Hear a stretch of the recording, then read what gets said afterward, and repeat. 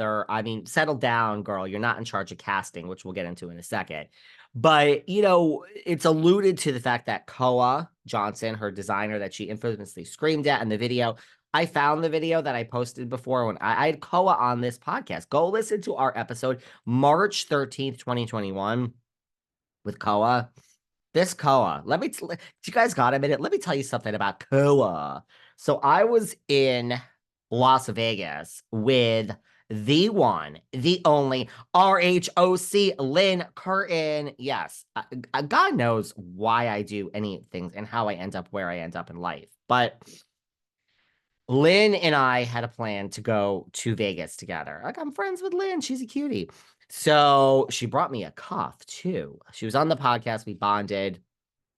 She brought me a cuff. I picked it out, a lion cuff. I really got to wear my Lynn Curtin cuff. She's like, do you want me to bring you a cuff? I'm like, I will literally die. A Lynn Curtin cuff. I mean, this is vintage RHOC from the early days. And I looked at her website and there was this cool cuff with a lion. So thank you, Lynn, for bringing me the lion cuff. Gosh, I really owe Lynn a phone call. But Lynn and I were in Vegas. I don't know what else to say. Like, she had some trade show and I was going to be in Vegas anyway. And then there was a plastic surgeon or an injector there that wanted to give us free product. And a girl, there's nothing I love more than free filler, Botox, threads. So Lynn and I were like, we'll put it on our story if it's free. So we went to some random person's place in Vegas and I think Lynn got threads. I had threads for the first time. They actually worked. And I had Botox and filler for free. Thank you, whoever doctor that was. But I was in Vegas with Lynn Curtin, and it turns out we were interviewing Koa, and I'm like, fuck. This was when the whole thing happened when Jen went crazy on Koa with a video, and I was like, oh my God, we're going to get an exclusive with Koa. I literally remember being like on the floor room of Lynn Curtin's hotel. I mean, I had my own hotel, but we were hanging out, preparing for this interview with Koa because it was like, holy shit. It's like, I have no time to prepare.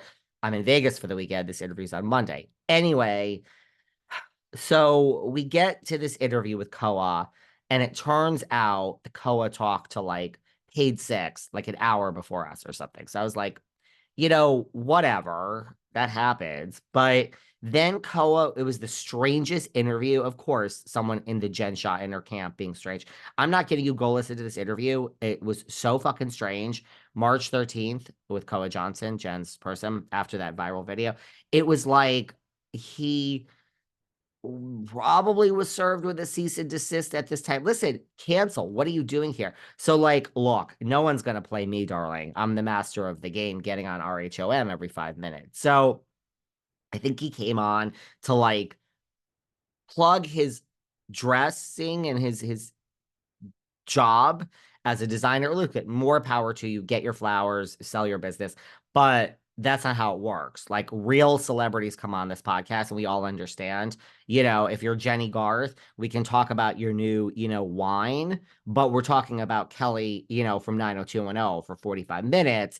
And then you can plug whatever you want. You know, Ramona has a new, you know, whatever podcast. You could talk about that for 3 minutes. I mean, no one's going to listen. Don't worry about it, girl. I mean, but regardless, we're going to talk about RHONY and basically that you are fired for being a racist. But that's a whole nother story. We don't got time for that right now. So until, you know, you can plug, but Koa didn't really understand that. And it's like, darling, I've interviewed real celebrities. This is not how the media business works. You plug your shit, but now you got to give daddy the tea or you're going to get your ass kicked out of here. So kind of kicked Koa's ass out of here. It was the strangest interview. And the whole time he was talking, the videos are on YouTube somewhere. He was looking to the left. It's like, bitch, there's someone in the room with you. Are they holding up a card with every question I ask that says yes or no? Like, yes, that means answer the question. No, don't answer it. It was the strangest interview. But anyway, so apparently he was kind of involved with Reality Volunteers. And then we have this thing with Angie Katzenevas. She kind of almost admitted. Does everyone realize on the finale, Angie almost kind of admitted that she had a hand in Reality Volunteers? But then it went away, and she didn't really admit it, but she kind of did. Well, I got some questions for Angie. I mean, we already know Angie, what was your involvement in reality volunteers? Are you, you know, do you have any other troll accounts? Like, so let's not let Miss Katsanevis off the hook so far. This is an unanswered question. We got a lot of unanswered questions from this Salt Lake finale, right, guys? Now, it's come out that Monica, excuse me, it's come out that Monica has done some things like drive by Jen Shah's house, parked outside and said, look, there's moving trucks in Jen Shah's driveway. Sharif's car is there. I mean, I don't know why everyone is freaked out. This is like, bravo, bravo, bravo. No pun intended. She's committed to the job, right? I mean, if I'm in some airport, I have to go to the airport because I'm going to LA tonight. If I'm at the airport tonight and I look over and I see Tom Sandoval talking to like, two 20-year-old women, I'm going to get out the phone. I'm going to do some reporting. That's what we do. So I have no problem with anything Monica has done. I just think it's, I apologize. I just think it's hilarious and funny that all these things are surfacing. She also owns all this, by the way, which we'll get into. Then it comes out, I mean, she was in Meredith's store and she's like, I mean, I don't know how you get out of this one. I'm sorry, I'm laughing. She's like, well, this is such a lovely store. It's the first time I'm here. Now, when these pictures are surfacing, you guys, that she was in the store the day that Jen Shah stole the ring, or whatever she stole from the store. Did Monica steal from the store? I don't know. I wouldn't put anything past this woman, but I'm obsessed with you, Monica Garcia. So, I mean, don't come for me, girl, because I think this is all just the gays. I think love Monica.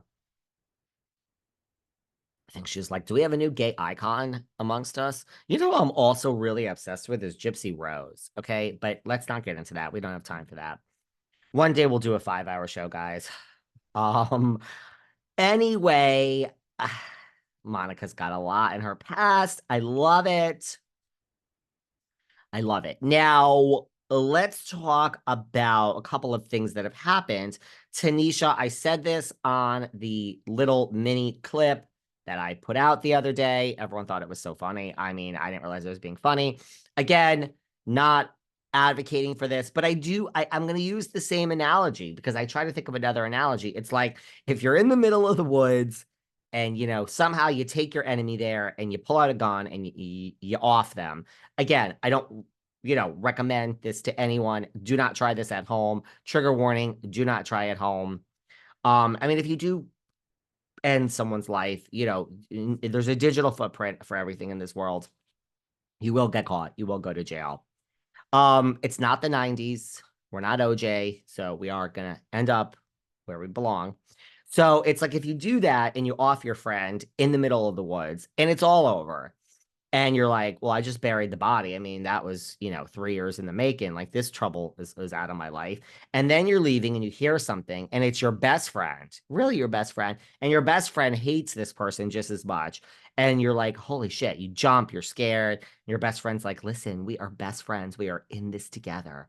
I mean, you actually killed the person. I ain't going to take any responsibility or anything like that, but your secret's safe with me. And then you both get in your cars and you drive home. No, you got to pull out the gun and you got to off the friend right there as well. If one person knows, if you do a crime and one person knows, it's one person too many, guys. Come on. Do not try any of that at home.